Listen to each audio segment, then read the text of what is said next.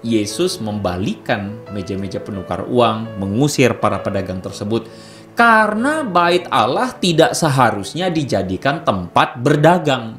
Kita tahu bahwa gereja secara normal itu punya kantin. Dan di kantin, saudara kalau beli nasi goreng, saudara beli pakai uang. Maka, kantin di gereja harus tutup. Betul tidak? Kalau kita konsisten. Atau bagaimana dengan gereja yang punya bagian kolportase atau perpustakaan menjual buku, saudara-saudara? Itu pun adalah jual beli, betul tidak? Meskipun ada diskon.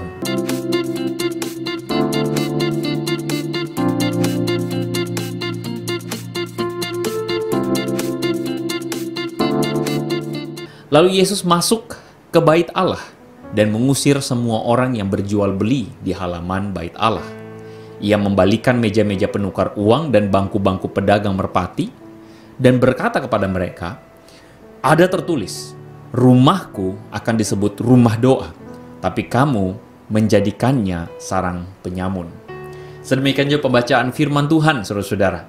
Nah, saudara, ketika saudara membaca bagian firman Tuhan ini, saya menduga bahwa sebagian besar di antara kita cukup familiar dengan ayat ini. Ini adalah satu peristiwa yang menarik sekali. Dan kalau kita kritis, kita seharusnya bertanya, mengapa Yesus membalikkan meja-meja penukar uang tersebut? Atau di dalam Alkitab saudara, di ayatnya di situ dituliskan, Yesus menyucikan bait Allah. Kenapa Yesus harus menyucikan bait Allah? Apa alasannya? Nah, saudara, mungkin sebagian besar di antara kita, saya duga sekali lagi, akan menjawab pertanyaan ini. Lah iya Pak, Yesus membalikan meja-meja penukar uang, mengusir para pedagang tersebut, karena bait Allah tidak seharusnya dijadikan tempat berdagang. Amin, saudara-saudara. Saya yakin banyak di antara saudara pasti menjawab demikian. Sama halnya juga dengan saya yang berpikir demikian, saudara-saudara. Kita berpikir bahwa bait Allah atau rumah Tuhan, seperti benar perkataan Yesus tadi di ayat yang terakhir, saudara-saudara. Yesus mengatakan, rumahku seharusnya disebut rumah doa, tetapi kamu menjadikannya sarang penyamun. Sehingga saudara-saudara, dengan logika yang sederhana, kita bisa menyamakan bukan bahwa kalau berjual beli di rumah Tuhan, itu sama artinya dengan sarang penyamun. Amin. Nah, saudara, ini menarik sekali. Sangat menarik. Sehingga saudara-saudara tanpa sadar di dalam benak kita atau di dalam pikiran kita, terjadi sebuah pemisahan antara yang duniawi dan yang rohani. Amin. Yang duniawi dan yang rohani. Rumah Tuhan atau bait Allah adalah sesuatu yang rohani dan tidak boleh sama sekali ada sesuatu yang duniawi di sana. Saya yakin saudara setuju dengan saya. Tetapi pertanyaannya adalah, apakah berarti jual beli adalah duniawi?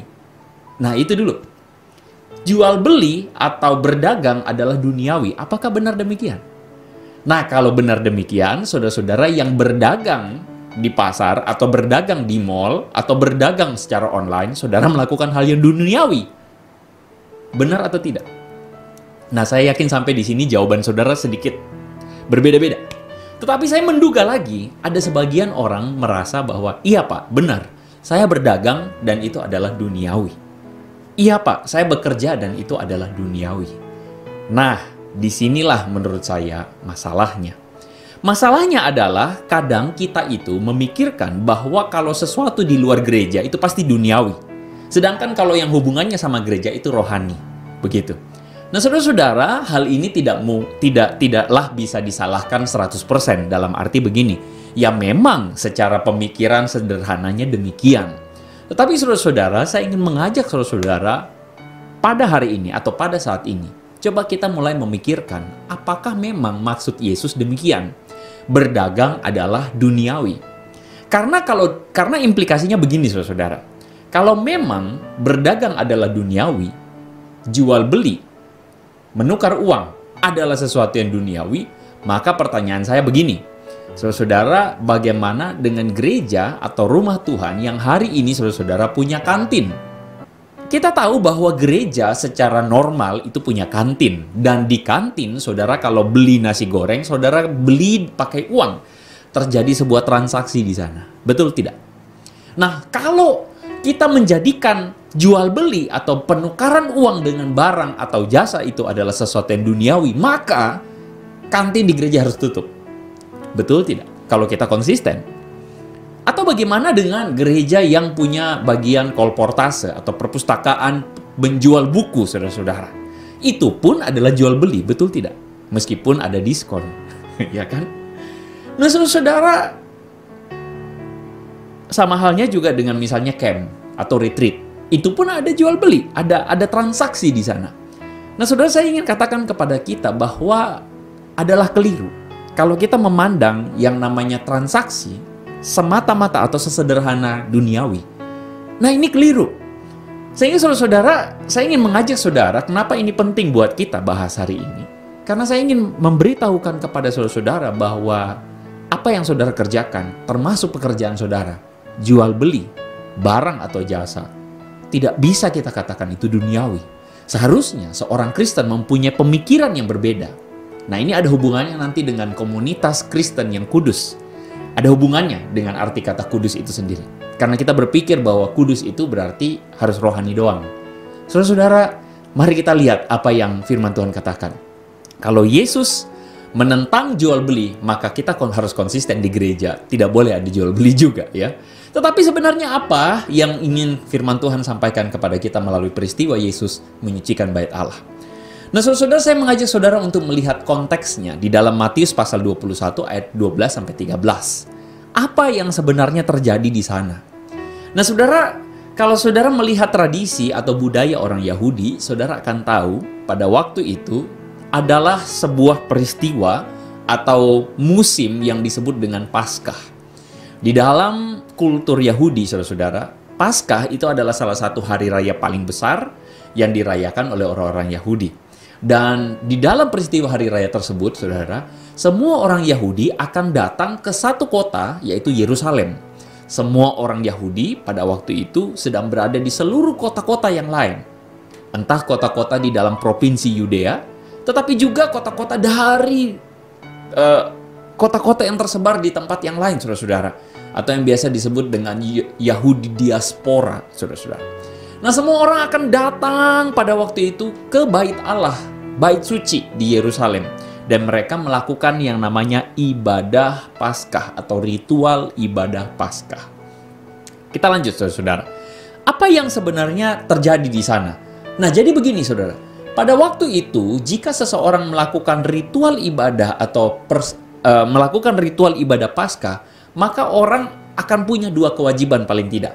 Yang pertama adalah seseorang tersebut harus mempersembahkan yang namanya kurban Paskah. Saudara bisa melihat itu di dalam Torah, di dalam Perjanjian Lama ada aturannya, di mana orang mempersembahkan sesuatu sesuai dengan kemampuannya. Ada yang mempersembahkan lembu, saudara-saudara, ada yang mempersembahkan domba, ada yang mempersembahkan kambing, saudara-saudara, sesuai dengan kemampuannya. Jika ada yang lebih tidak mampu, maka dia akan mempersembahkan merpati. Makanya saudara-saudara bisa mengerti, mulai mengerti. Oh, meja penjual atau penukar uang dan merpati itu salah satunya. Termasuk hewan-hewan yang lain. Itu persembahan pertama. Yang persembahan kedua yang harus diberikan adalah bukan kurban yang pertama. Tetapi yang kedua adalah yang namanya persembahan uang, saudara-saudara, kepada bait Allah. Nah, itu adalah ritual orang pada waktu itu. Dan uang yang dipersembahkan, saudara-saudara, adalah uang, bukan mata uang yang umum, tetapi mata uang khusus bait Allah pada waktu itu. Nah, kalau saudara mempersembahkan kurban, katakanlah saudara mempersembahkan kurban, ada seorang Yahudi atau seorang Ibrani, saudara-saudara, yang datang dari Yudea. Datang dari daerah Dekapolis, saudara-saudara, dari atas. Yerusalem itu letaknya ada di bawah, saudara-saudara. Datang dari atas, katakanlah dari Nazaret, tempat Yesus dilahirkan, saudara.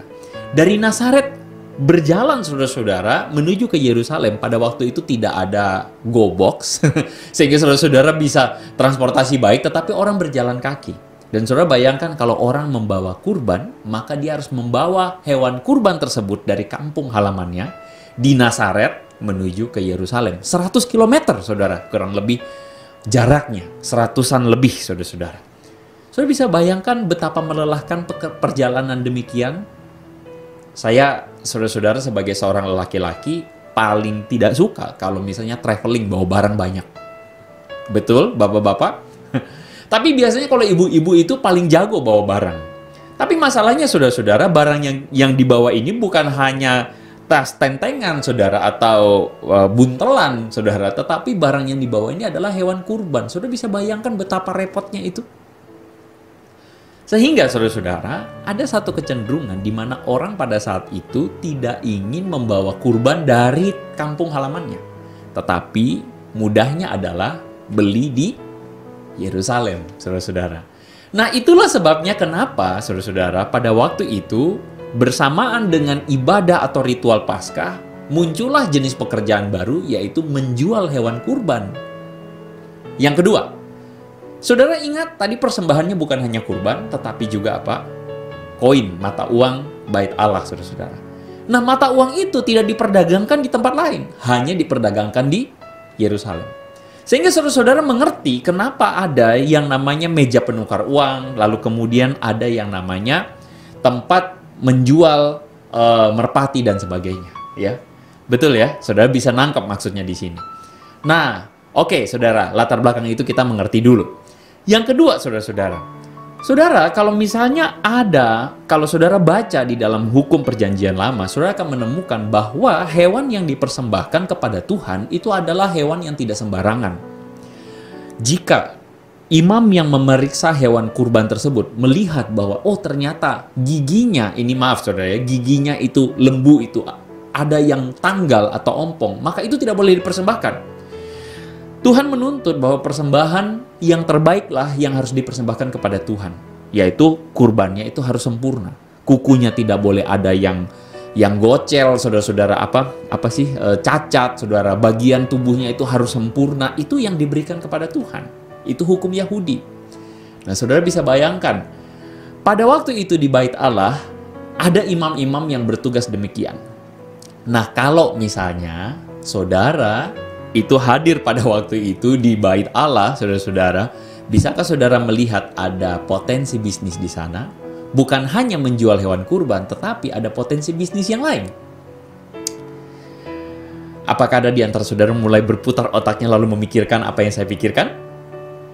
Ya, mungkin sebagian saudara mulai mikir, oh, bagaimana caranya memastikan bisnis kita lancar?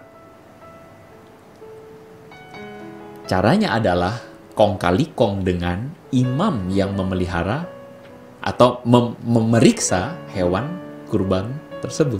Betul? Kong kali kong lah dengan imam tersebut, dan pastikan bahwa kalau ada orang yang datang membawa hewan kurban yang bukan dibeli di Bait Allah, maka hewan tersebut ditolak. Oh, ini tidak layak, tidak cocok, tidak bisa dipersembahkan. Maka mau tidak mau, orang tersebut harus membeli hewan kurban dari Bait Allah. Saudara nangkap maksudnya? Nah, pada waktu itu terjadi sebuah praktik mafia di Bait Allah, di mana imam-imam bekerja sama dengan para pedagang, saudara-saudara, untuk apa? Untuk melakukan yang namanya sebuah sistem di mana orang mau tidak mau yang datang beribadah di Bait Allah harus membeli hewan kurban dan menukar mata uang di Bait Allah. Harus. Dan saudara-saudara, karena memang sudah terjadi kong kali kong, maka harga yang ditawarkan oleh orang-orang atau para pedagang pada waktu itu, harganya bisa 10 kali lipat. Harga hewan kurban yang tadinya katakanlah di pasaran saudara mungkin 3 juta, di Bait Allah bisa dijual 12 juta mungkin, saudara-saudara. Bahkan mungkin bisa lebih. Kenapa? Karena ini bagian dari ritual yang mau tidak mau harus dilakukan oleh orang Yahudi pada waktu itu. Dan yang membuat Yesus geram sekali adalah karena para imam pun terlibat di dalam praktik mafia ini. Yang membuat Yesus geram sekali adalah karena orang-orang ini bukannya memberikan kemudahan kepada orang yang ingin berziarah atau beribadah di Bait Allah, tetapi malah memeras mereka dengan begitu luar biasa. Saudara, kalau berjual di Bait Allah pada waktu itu, seandainya mereka berjual di Bait Allah pada waktu itu dengan harga yang sama atau harga yang masuk akal, saya sangat yakin Yesus tidak akan ada masalah. Kenapa? Karena itu memudahkan setiap orang yang datang beribadah di Bait Allah. Tetapi pada waktu itu, para pedagang yang berdagang di bait Allah bersama-sama dengan para imam waktu itu bersekongkol dan memeras umat. Dan itulah yang mengakibatkan Yesus marah begitu luar biasa, bahkan mengatakan kepada mereka, kamu menjadikan bait Allah sarang penyamun. Apa maksudnya sarang penyamun? Artinya merampok orang-orang yang datang pada waktu itu beribadah. Sarang penyamun maksudnya apa? Para kriminal yang mengambil uang, memeras secara paksa jemaah atau umat yang mau beribadah di bait Allah pada waktu itu. Sehingga saudara bisa mengerti kenapa Yesus marah. Sehingga saudara bisa mengerti kenapa Yesus begitu geram. Dan Yesus melakukan tindakan yang begitu luar biasa, tegas sekali, menyucikan bait Allah. Sehingga saudara-saudara pada hari ini saya ingin mengatakan kepada saudara-saudara semua, kalau kita mengerti konteksnya, kita paham bahwa ini bukan hanya sekadar masalah jual beli yang dilakukan di rumah Tuhan. Bukan. Karena jika demikian, saudara tidak boleh buka kantin atau jual beli buku, menjual buku saudara-saudara di gereja, atau bahkan menarik biaya untuk retreat saudara-saudara. Bukan itu. Tetapi ketika terjadi sebuah praktik pemerasan, maka itu yang Tuhan marah. Ketika terjadi sebuah praktik ketidakadilan, itu yang bikin Tuhan begitu benci, saudara-saudara, dengan bait Allah pada waktu itu, saudara-saudara, dengan orang-orang yang berjualan. Sehingga saudara-saudara, saya ingin tunjukkan kepada saudara hari ini bahwa sebenarnya firman Tuhan tidak ingin mengatakan kepada kita bahwa yang namanya jual beli itu duniawi. Tidak sama sekali. Saudara, yang namanya kegiatan ekonomi, transaksi jual beli barang dan jasa itu sama sekali tidak ada hubungannya dengan duniawi.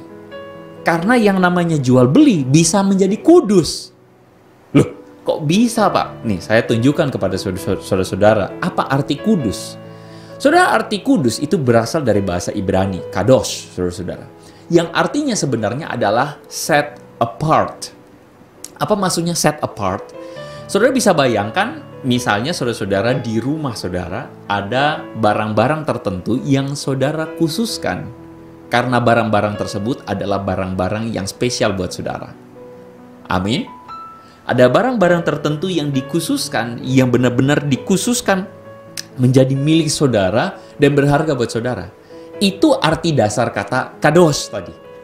Nah, saudara, kata kadosh ini adalah kata yang benar-benar dipakai oleh firman Tuhan atau dipakai oleh perjanjian lama untuk menunjukkan kepada kita bahwa ada sebuah kekhususan yang disematkan baik kepada Allah dan juga kepada kita. Kepada Allah maksudnya apa? Dia adalah satu-satunya Tuhan. Dia adalah Allah yang berkuasa, karena itu dia kudus. Tidak sembarangan, tidak seperti dewa-dewa yang lain. Dia adalah Allah yang kudus. Makanya kita mengatakan engkau satu-satunya. Nah, sama halnya ketika Tuhan adalah Tuhan yang kudus, maka Tuhan mempunyai umat yang kudus. Maka umat tersebut haruslah umat yang seperti Allah yang kudus. Umat yang spesial. Nah, saudara-saudara, ilustrasi yang saya berikan kepada saudara adalah seperti misalnya gambaran Tuhan hadir di tengah-tengah umatnya.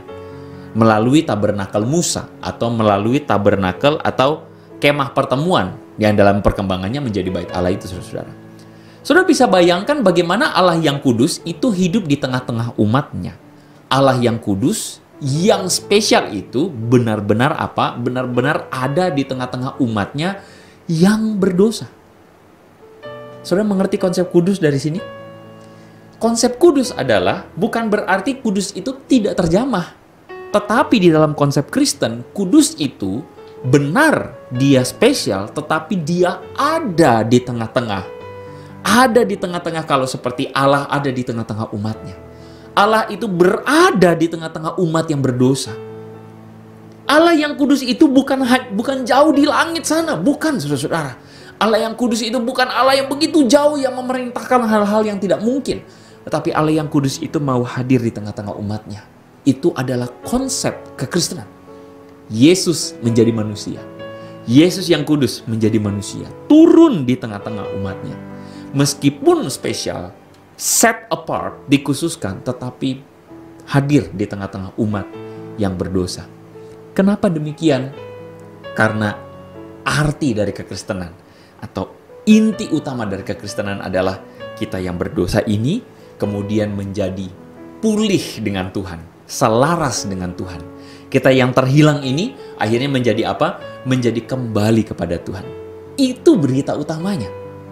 Sehingga saudara-saudara berbicara tentang membangun komunitas yang kudus, tema kita hari ini sedang berbicara tentang bagaimana kita itu berada di tengah-tengah dunia yang jatuh dalam dosa. Bagaimana kita, orang Kristen, itu berada di tengah-tengah dunia. Saudara-saudara, ada sebuah anggapan bahwa menjadi Kristen itu artinya adalah memisahkan diri, artinya terus kemudian membentuk satu komunitas yang eksklusif. Saudara-saudara, dalam tradisi kekristenan pernah ada terjadi sebuah tradisi monastisisme atau tradisi budaya kebiaraan, di mana orang pergi mengasingkan diri ke gunung, lalu kemudian keluar dari dunia yang jahat. Tradisi itu ada. Iya, betul. Tetapi Yesus tidak bermaksud membuat tradisi itu menjadi pola hidup kita. Yesus tidak bermaksud mengatakan kepada kita kalau mau jadi orang Kristen berarti kamu harus keluar dari dunia. Tidak sama sekali. Saudara lihat prinsipnya. Yesus datang ke dunia yang jatuh dalam dosa. Allah menyatakan dirinya, Allah yang kudus itu, menurunkan dirinya sendiri hidup di tengah-tengah manusia berdosa supaya kita bisa menjadi bangsa yang kudus. Sama halnya pengikut Yesus itu harus turun ke dalam dunia yang jatuh dalam dosa. Tujuannya adalah supaya menebus dunia ini, saudara-saudara, yang jatuh dalam dosa kembali kepada Tuhan. Saudara mengerti konsepnya. Sehingga saudara-saudara berbicara tentang pekerjaan tadi, kalau kita mau menghubungkan saudara pekerjaan tadi. Pekerjaan itu tidak duniawi loh sebenarnya. Bagi orang Kristen, pekerjaan harus rohani. Saya ulang. Bagi orang Kristen, pekerjaan harus... Pertanyaannya, mungkin nggak? Nah, ini penting saudara-saudara. Membangun komunitas di dalam komunitas yang kudus itu saya ingin katakan artinya apa? Kita menjadi orang Kristen yang jangan menjadi sama dengan dunia. Kalau berbicara soal pekerjaan, kalau pekerjaan, dunia pekerjaan di luar sana, kudisan, bukan kudus tapi kudis, ya saudara-saudara maaf ya. Saudara jangan ikut-ikutan kudis. Saudara harus tetap menjaga integritas saudara, menjaga integritas kita di tengah-tengah dunia yang jatuh dalam dosa.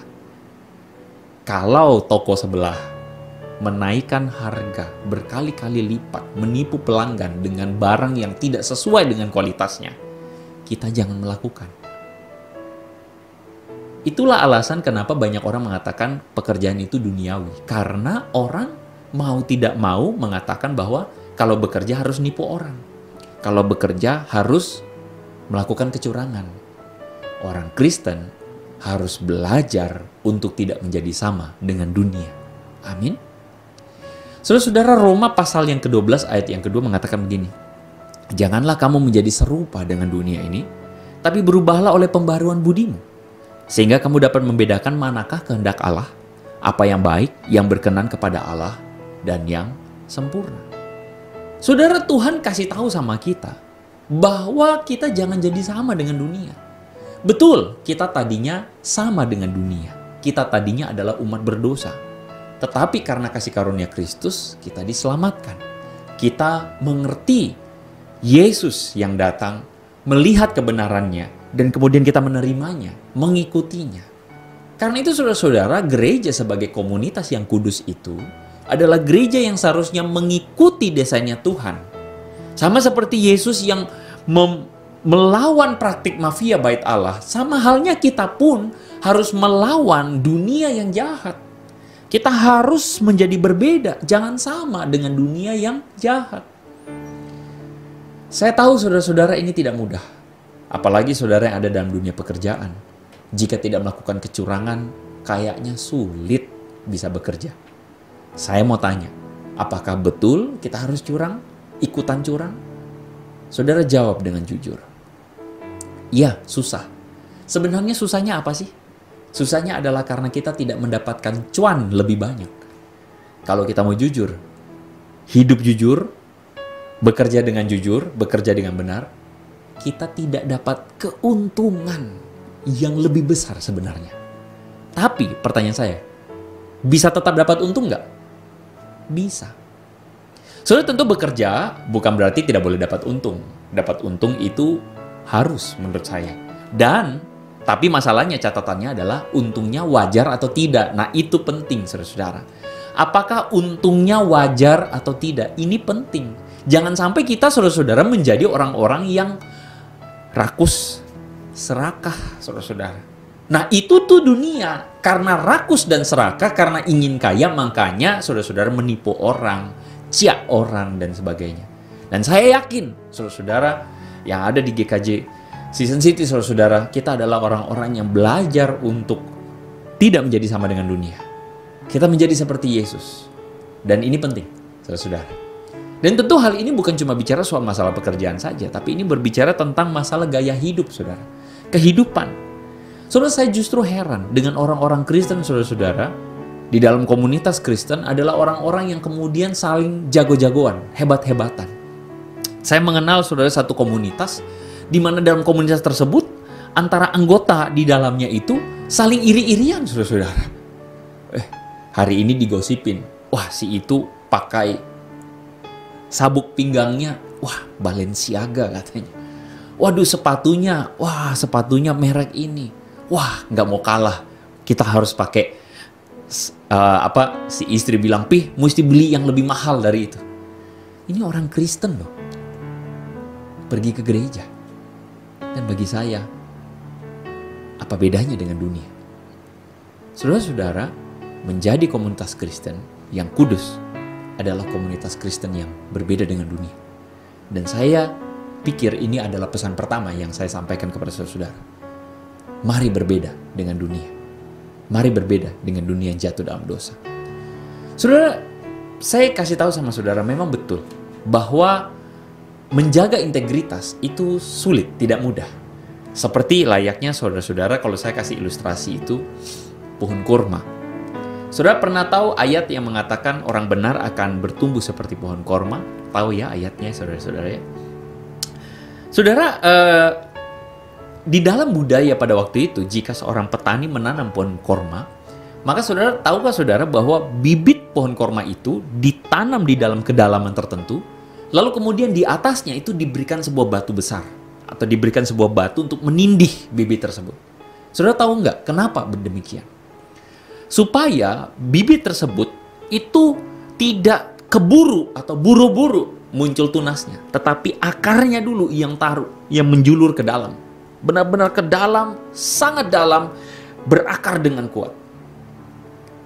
Sehingga saudara-saudara ketika akarnya sudah kuat, maka tunasnya akan tumbuh menggulingkan batu tersebut. Pohon korma adalah salah satu pohon yang paling kuat, paling tahan dengan segala macam jenis cuaca. Termasuk dalam kekeringan, pohon ini tetap mendapatkan sumber air karena akarnya masuk ke dalam, berakar dengan kuat. Nah saudara, ilustrasi pohon korma ini ingin saya beritakan kepada saudara-saudara untuk menunjukkan bahwa itulah kekristenan yang seharusnya. Saudara-saudara, kadang-kadang kita kita tidak suka dengan yang namanya proses pembentukan. Aduh tidak enak ya, gitu ya. Nggak enak ya jadi Kristen ya. Nggak boleh nipu orang. Aduh nggak enak ya jadi Kristen ya, harus mengasihi orang. Aduh nggak enak ya jadi Kristen ya, kalau misalnya orang jahatin kita nggak balas. Kenapa? Karena itu yang Yesus ajarkan. Tetapi saudara-saudara, sama seperti batu yang menekan kita, ada harga yang harus kita bayar. Dan harga yang kita bayar itu melatih akar-akar rohani kita, saudara-saudara, supaya kuat. Dan akan tiba saatnya di mana kita tumbuh menjadi pohon yang menjadi berkat, saudara-saudara. Itulah kekristenan seharusnya. Saudara, kita jangan menjadi sama dengan dunia, tetapi berakar dulu di dalam firman Tuhan. Karena itu penting sekali memang gereja itu terus memberitakan atau menyediakan makanan rohani, firman Tuhan yang benar, yang kuat, saudara-saudara, yang berakar sehingga menjadikan jemaat itu berakar pada firman. Hidupnya itu sesuai dengan nilai kekristenan. Dan inilah hal yang pertama, saudara-saudara. Kita tidak boleh sama dengan dunia. Dengan firman, kita akan menghidupi firman dan kita menjadi beda dengan dunia. Yang kedua, saudara-saudara, apa yang ingin saya katakan tentang komunitas yang kudus, menumbuhkan komunitas yang kudus. Saudara, hal yang kedua adalah kita harus menjadi pengaruh kepada dunia. Kita harus mempengaruhi dunia dengan nilai-nilai kerajaan Allah. Nah saudara, kenapa ini penting? Karena saudara-saudara, itulah yang Tuhan ingin tunjukkan kepada kita. Tuhan yang kudus itu datang kepada dunia yang jatuh dalam dosa, supaya dunia bisa melihat kebenaran. Kita adalah orang-orang yang menerima kebenaran tersebut. Kita menjadi umat yang kudus. Tetapi menjadi umat yang kudus memberikan sebuah tanggung jawab kepada kita untuk mempengaruhi dunia yang jatuh dalam dosa. Lingkungan kita yang lain yang jatuh dalam dosa ini, supaya mereka melihat kebenaran Allah. Matius pasal 5 ayat 16 mengatakan begini, demikian hendaknya terangmu bercahaya di depan orang, supaya mereka melihat perbuatanmu yang baik dan memuliakan Bapamu yang di sorga. Saudara, komunitas yang kudus, menumbuhkan komunitas yang kudus, itu tidak serta-merta hanya berbicara tentang kita menjadi eksklusif. Tapi saudara berbicara tentang bagaimana kita bisa menjadi berkat untuk banyak orang. Bagaimana kita bisa mempengaruhi dunia, dan bagaimana kita bisa menjadikan nilai-nilai kerajaan Allah ini menjadi menarik kepada banyak orang di luar sana. Saudara, dunia sebenarnya sedang menanti-nantikan sebuah buah yang nyata yang bisa ditunjukkan oleh saudara-saudara kepada mereka. Dan saya yakin bagi komunitas GKJ Season City, saudara-saudara dalam dunia pekerjaan, dalam komunitas saudara, lingkungan saudara, mereka sedang menanti-nantikan apakah ada buah yang nyata yang bisa mereka melihat melalui kehidupan gereja saudara. Saudara, saya percaya bahwa gereja GKJ Season City sedang bertumbuh dan sedang berupaya untuk menumbuhkan komunitas yang kudus, saudara-saudara. Tapi ingat, ada harga yang harus dibayar. Dan saya ingin mendorong setiap saudara sebagai orang Kristen, mari saudara-saudara, kita berani bayar harganya. Yesus mengatakan begini, aku mengutus engkau seperti serigala, seperti domba di tengah-tengah serigala. Saudara, apa artinya itu? Yesus ingin kasih tahu kepada kita bahwa mengikut Yesus itu pasti ada harganya. Seperti domba di tengah serigala. Domba yang beda sendiri, saudara-saudara, sedangkan serigala-serigala yang buas itu siap menerkam domba. Yesus ingin kasih tahu sama kita, bukan supaya kita mengorbankan diri, bukan. Maksudnya adalah supaya kita tetap memelihara kebenaran. Dan kalaupun ada resikonya, berani kita bayar harganya. Tuhan memberkati setiap kita.